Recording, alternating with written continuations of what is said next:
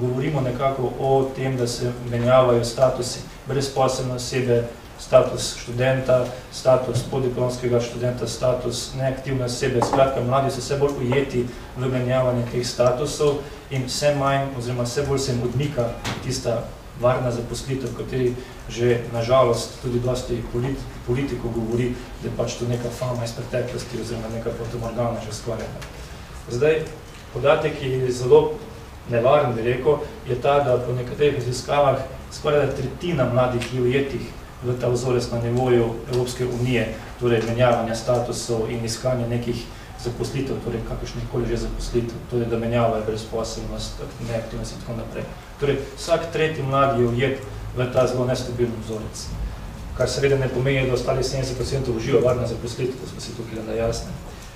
Če pomislim, da delam, se pravi, 9 let, se pravi, svojega 16. leta, kot večina vas najbolj tukaj, seveda ne redno, ob vsakih priložnostih med počitnicami in podobne zadeve, se lahko zamislim, da v teh 9 letih nikjer v nobeni službi nisem dobila občutka, da bi me res lahko potrebovali za daljši čas.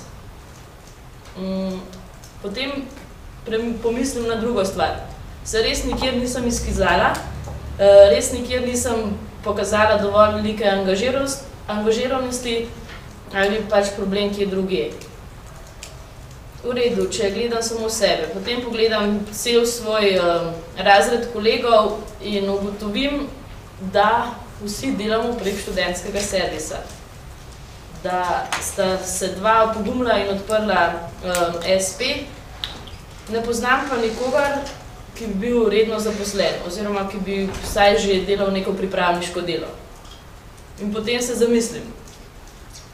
Na vse zadnje, če pogledam, recimo, da danes pri nas mladi so v povprečju že brezposelni več kot 12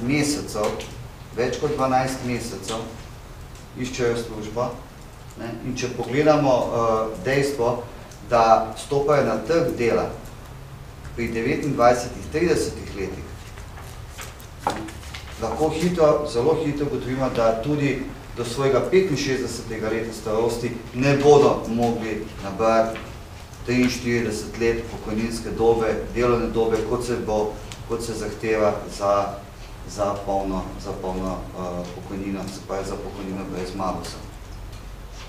In definitivno bi država mora narediti bistveno več na področju zaposlovanja mladih. Imeli smo problem in imamo problem zaposlovanja starejših, sedaj se v vedno večji meri kaže in prihaja na plan tudi problem zaposlovanja mladih.